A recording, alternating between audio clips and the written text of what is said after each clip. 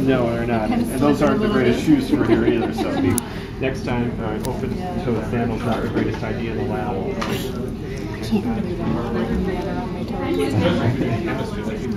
The Duramatter. So what is the...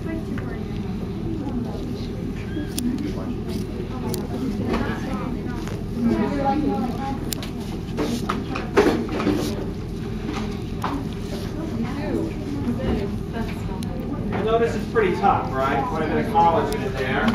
Okay, so remove it from the top. You'll be able to kind of peel it off the top once you cut it properly around the front. And then when you try to get back to the optic chiasm, it's going to get stuck a little bit. So if you look at it carefully, try to leave the optic chiasm in place. If you rip it off, it's not going to be the end of the world, but it would be better.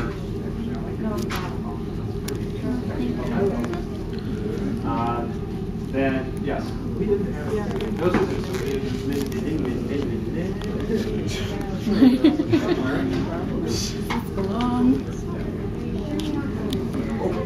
My eyeball. As you're cutting that away, you're exposing the actual neurology itself. You'll see that there are a bunch of ridges on the surface of the brain. Right? The hills that you're looking at as opposed to the valleys. The hills are called what? You've got gyri. Right, exactly. And the valleys are the sulcus. Sulci, right, exactly. You'll also be removing a little bit of that neurology from between the two cerebral hemispheres in a rather deep sulcus. We don't call it a sulcus, we call it a what instead? Fissure. Fissure, which one? Longitudinal. Longitudinal fissure, very good. Yes, that's absolutely right. The longitudinal fissure is out of the brain, yes. This is part of the nerve. Yep, that's going to Can you cut across the top?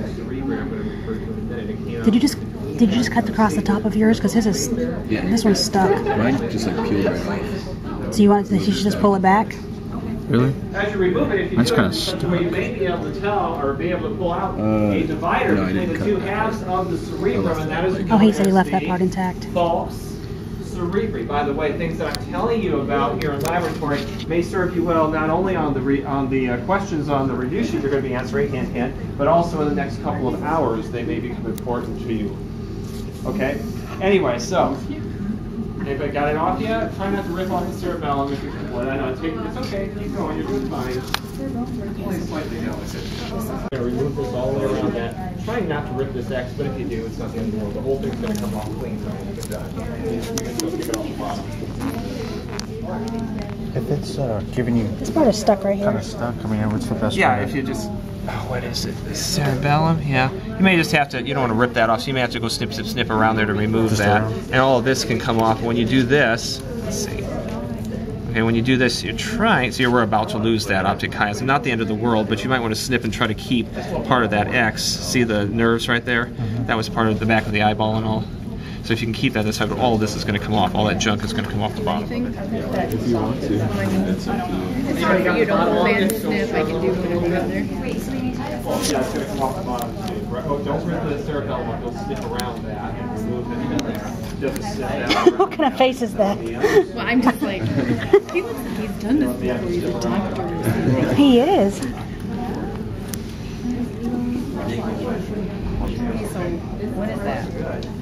They were fat heads, right? You doing good?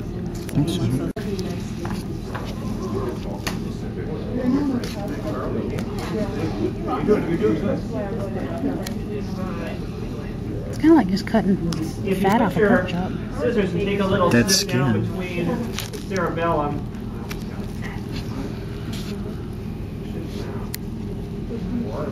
Okay, we're going to take a break while we cut the rest of this off. There.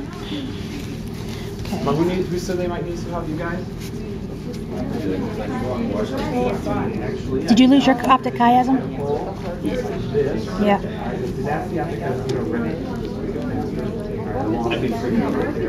Seems like everybody's losing theirs. Okay. Now you're controlling the way it should be.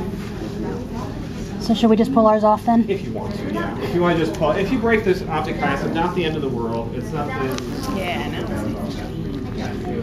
In there to split that again and peel right off.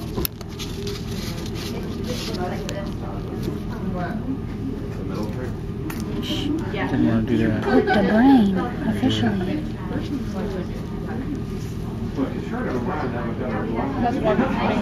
Okay, so now you're looking at the outside of the brain. If you guys are falling behind a little bit, need some help?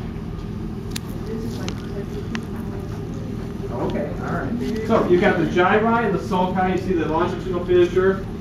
Lobes are pretty easy, right? The frontal lobe, you This identify one's that almost by the frontal lobe. like cartilage, it feels The like. That's why it's so parietal tough. lobe. What sulcus would you find between the frontal and parietal lobes usually? The central sulcus, right, with your pre-central gyrus for motor in front of it and your post-central gyrus for sensation behind it, right? Now, can you see that clearly on these specimens?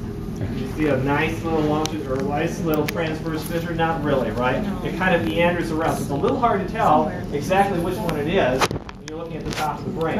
So it's not as perfect as they tend to lead you to believe in the textbooks. They draw just beautiful on there. Wait. It's not really quite Yeah, I that. think that's from. Even on the brain that I've got up here, which is a model of a human brain, it doesn't really That's show essential. that. Okay. All right, so Longitudinal. let's see what else we have. The occipital lobe, that's pretty easy, right in the back, and then the temporal lobes. You can see those on the sides, correct? If you turn, let's see.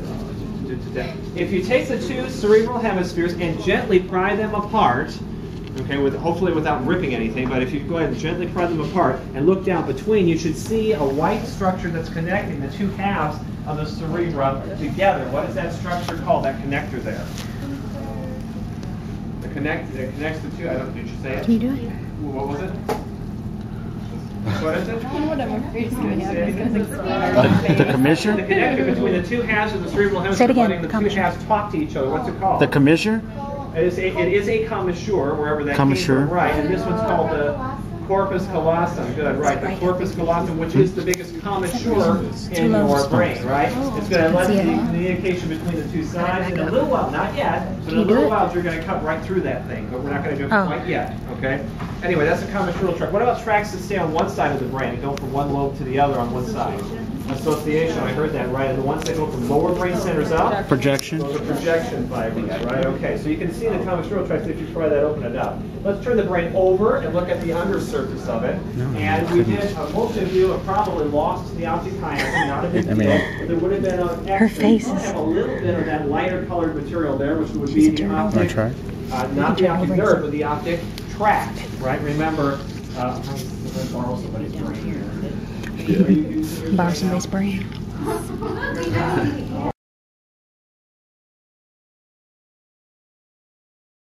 Right. Huh? Yeah, he didn't say, but just do small, short little cuts. Start from the Just for front. him? Be careful of your hand. It looks like. Like butter. It is like Jello, isn't it? Butter.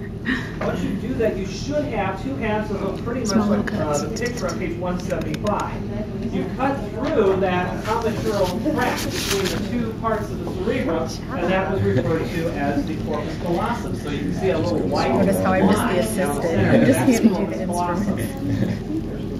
If you look just superficial to the corpus callosum, there's a cingulate gyrus. The cingulate gyrus was involved in emotional, actually, gestures when one is having an emotional reaction, like, oh, you, or yeah, or that kind of thing. So if we would call that part of what system? If it has to do with emotion, which system was famous for being associated with the limbic system? You're right, yep. The limbic system had that structure, the cingulate gyrus, the amygdala, the hippocampus was tied into that. It was also some short-term memory, remember that? And also the hypothalamus was tied into the limbic system, so there were several structures that were involved in that. As we look, you can now see from a lateral perspective, the corpora quadrigemina, you can see the pineal body, you can see the brainstem with its three parts. Which were they? The top part of the brainstem is the Midbrain. midbrain, the middle one is the Pons. and the bottom one is the Medulla oblongata. Good, excellent. All right, and you can see the pyramids on the front of the medulla oblongata. Okay. So if you compare to that picture, that's good. Okay, I think we're ready to move on to the eye. All right. So when you make a visual section of the eye to start with, by the way, the Am I supposed to- instructions for this section.